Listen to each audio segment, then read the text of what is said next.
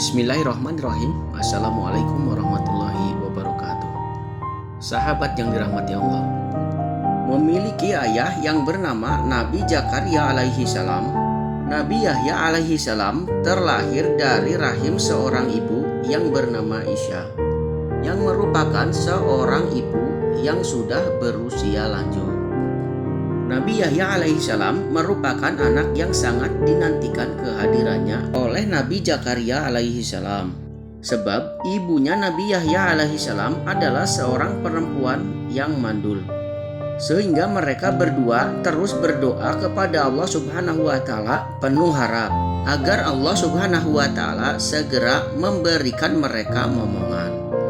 Allah Subhanahu wa taala berfirman di dalam Al-Qur'an surah Maryam ayat ke-7 yang artinya, "Wahai Zakaria, kami memberi kabar gembira kepadamu dengan seorang anak laki-laki namanya Yahya, yang kami belum pernah memberikan nama seperti itu sebelumnya."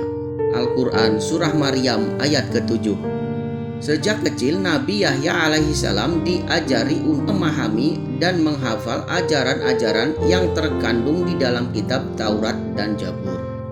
Allah Subhanahu wa taala berfirman di dalam Al-Qur'an surah Maryam ayat ke-12 sampai dengan 13 yang artinya, "Wahai Yahya, ambillah, pelajarilah kitab Taurat itu dengan sungguh-sungguh, dan kami berikan hikmah kepadanya Yahya selagi dia masih kanak-kanak, dan kami jadikan rasa kasih sayang kepada sesama dari kami dan bersih dari dosa, dan dia pun seorang yang bertakwa."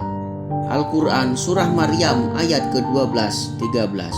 Selain itu, Nabi Yahya alaihissalam juga tumbuh menjadi anak yang cerdas, berperilaku baik, dan pandai menahan hawa nafsu.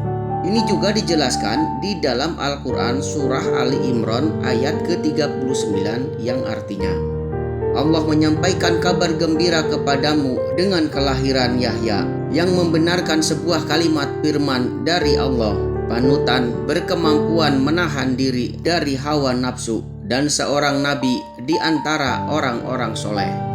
Al-Quran surah Ali Imran ayat ke-39. Hidup Nabi Yahya alaihissalam begitu sangat berbakti kepada kedua orang tuanya. Tidak keras kepala, apalagi takabur. Sampai pada akhirnya Allah Subhanahu wa taala mengangkat Nabi Yahya alaihissalam menjadi nabi. Beliau pun turut serta untuk membantu ayahnya berdakwah, terutama kepada para pemimpin Bani Israel yang melanggar hukum Taurat. Pada saat itu hukum agama begitu sangat tegas sehingga siapapun yang berdosa agar segera bertaubat. Nabi Yahya alaihissalam juga dijuluki sebagai Al-Ma'madam atau pembaptis. Kehidupan Nabi Yahya alaihissalam berada di bawah kekuasaan Kekaisaran Romawi dan Raja Herodus sebagai penguasanya. Pada suatu hari terjadilah pelanggaran hukum agama yang sangat dilarang oleh Nabi Yahya dan Nabi Zakaria alaihissalam, yaitu Raja Herodus yang berencana untuk menikahi anak tirinya yang bernama Herodia. Mengetahui hal ini, Nabi Yahya alaihissalam sangat menentang keputusan Raja Herodus tersebut. Maka berdasarkan hukum Taurat dilarang untuk menikahi anak tirinya sendiri. Seperti sama-sama tidak menerima fatwa tersebut, Raja Herodus dan Herodia yang tidak menginginkan pernikahannya gagal merasa geram. Dan Herodia menyuruh Raja Herodus untuk membunuh Nabi Yahya alaihissalam. Maka ditangkap dan dipenjarakanlah Nabi Yahya alaihissalam, lalu dibunuh sesuai dengan permintaan kekasihnya Herodia. Allah Subhanahu wa taala berfirman di dalam Al-Quran surah Maryam ayat ke-15 yang artinya, "Dan kesejahteraan bagi dirinya pada hari lahirnya, pada hari wafatnya, dan pada hari dia dibangkitkan hidup kembali." Al-Quran surah Maryam ayat ke-15. Nah sahabat, lalu bagaimana dengan Raja Herodus setelah membunuh Nabi Yahya alaihissalam?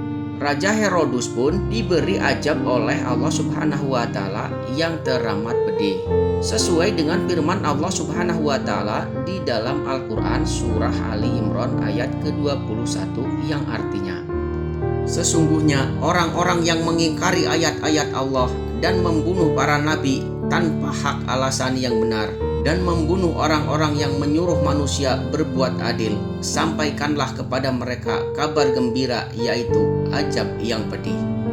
Al-Quran Surah Ali Imran ayat ke-21. Nah sahabat, begitulah kisah wafatnya Nabi Yahya alaihi salam yang berani menentang perbuatan keji tanpa rasa takut dirinya akan dibunuh. Wallahu a'lam bishawab. Mohon maaf atas segala kekurangan dan kesalahan. Akhirul kalam. Wassalamualaikum warahmatullahi wabarakatuh.